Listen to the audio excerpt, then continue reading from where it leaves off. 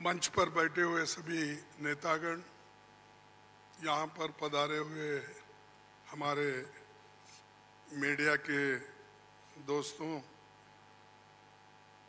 सारे नाम लेने के वजह से यही बेहतर होगा कि जो कोई इस स्टेज पे बैठे हैं सभी को मैं नमस्ते करते हुए अपना 4 शब्द आपके सामने रखूँगा।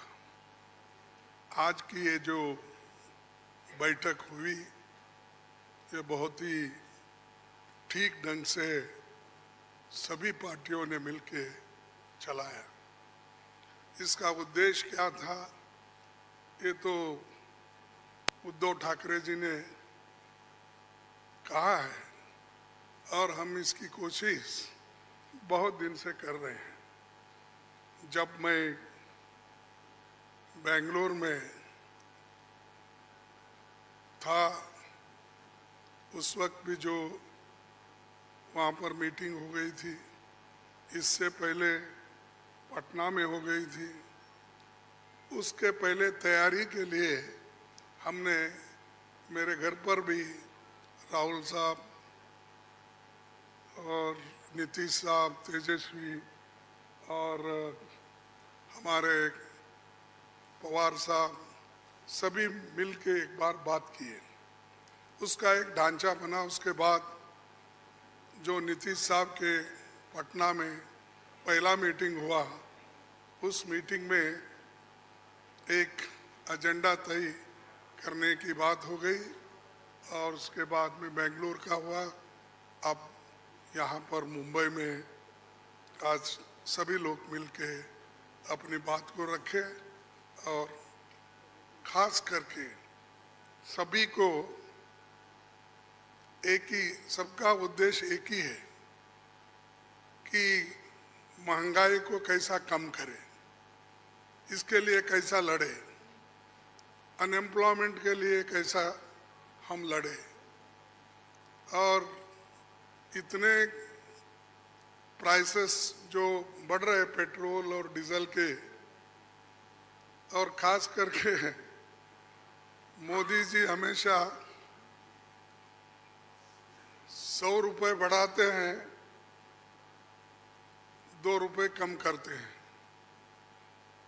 अब पेट्रोल की, एलपीजी की जो दाम थी वो मोर और लेस डबल हो गई, लेकिन उन्होंने उसमें से सिर्फ 200 रुपये कम किया, यानी 700 बाकी रहा।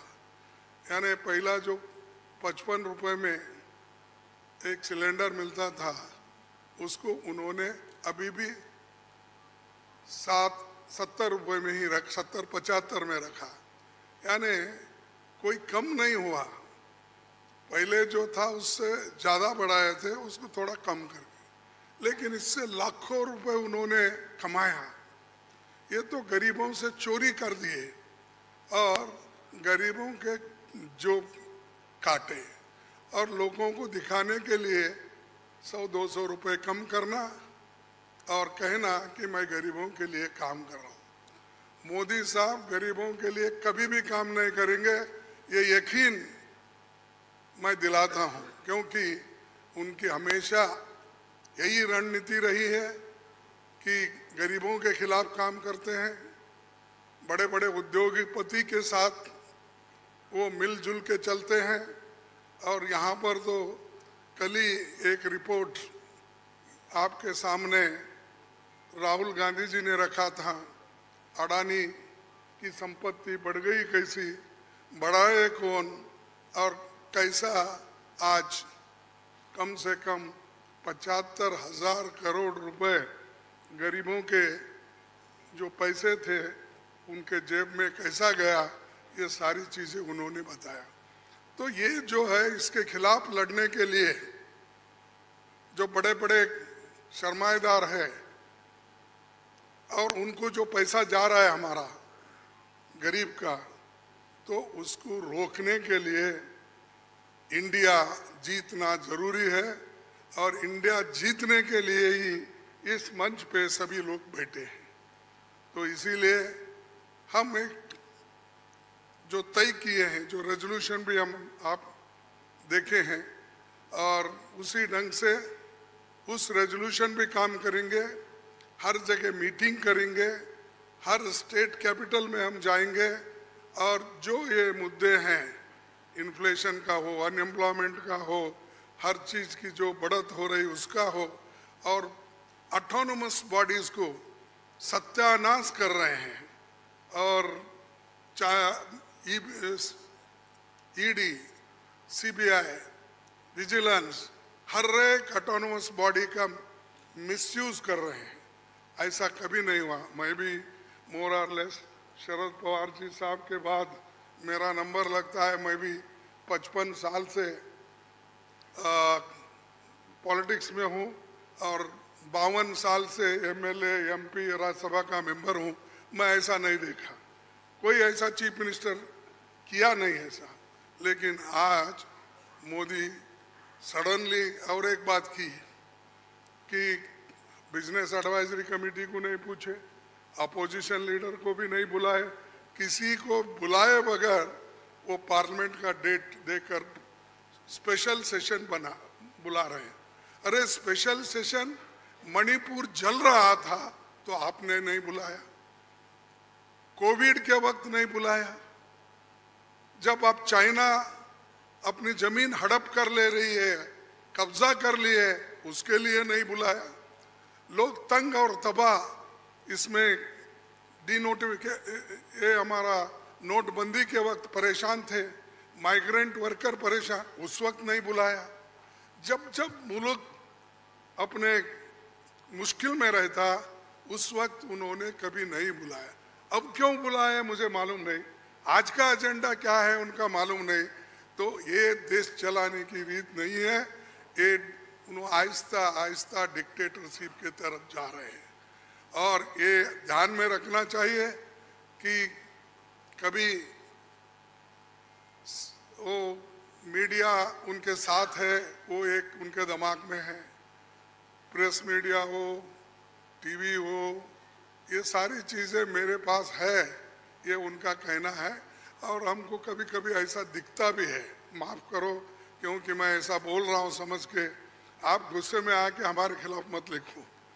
तो जो कुछ है वस्तु स्थिति, आपको भी मुंह को ताला लगाया, हाथ बंद दिए आपके भी लिखने के, ये सारी चीज़ें कर रहे हैं और आहिस्ता आहिस्ता डिक्टेटर के तरफ वो जा रहे हैं। तो हम इसके खिलाफ लड़ने के लिए, उनके विचारधारा के खिलाफ लड़ने के लिए, उनके जो कुछ भी ये करप्शन, बड़े करप्शन, उनके जो इंस्टीट्यूशनल करप्शन होते हैं, ऐसा छोटा मोटा करप्शन वो नहीं करते, लोगों को नहीं दिखना वो पूरा। लेकिन सीएजी रिपोर्ट में दिखाया है कितने करोड़ घपले हो गए हैं। तो उनका करप्शन इनविजिबल है और वो हमेशा अपनी बात ये कहते हैं कि मैं किसी को न खाऊंगा न किसी को खाने दूंगा। लेकिन खाने तो सबको दे रहे हैं, अपने को जो चाहते हैं उनको तो दे रहे हैं, लेकिन लोगों को भूखे मार रहे हैं, लोगों को कुछ नहीं दे रहे। तो इसके लिए हम आवाज़ उठाए और उसके तहत हम काम करना है। आगे भी हमारी कहाँ मीटिंग होगी हम तय करने वाले हैं, जल्द से जल्द वो भी मीटिंग होगी। और बाकी के जो विषय हम आपके सामने रखे हैं मुद्दे, उनके ऊपर हम लड़ते रहेंगे। वो डराने की कोशिश करते हैं, हम डरेंगे नहीं, ये हमारा वायदा है। और हम हमेशा लड़ते रहेंगे और जीतते रहेंगे। और आज मुंबई में जो हमारे महाराष्ट्र विकास आघाड़ी जो ये स्टेप लेकर हमको बुलाए हैं, उद्धव जी लीड लिए हैं और बाकी कांग्रेस पार्टी और एनसीपी सभी ने मिलके ये जो एक यहाँ पर कार्यक्रम रखा और बहुत यशस्वी हुआ।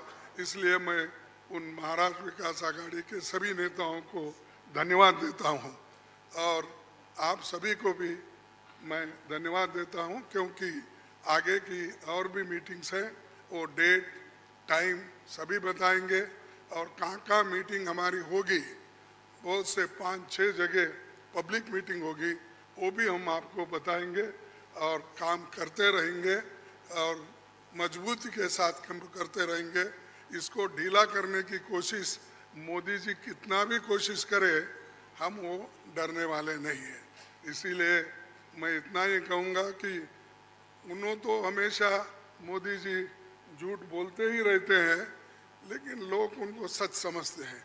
लेकिन अभी भी मराठी में एक कहावत है, खोटा बोला पण रेटून बोला, तो ऐसा उनका है।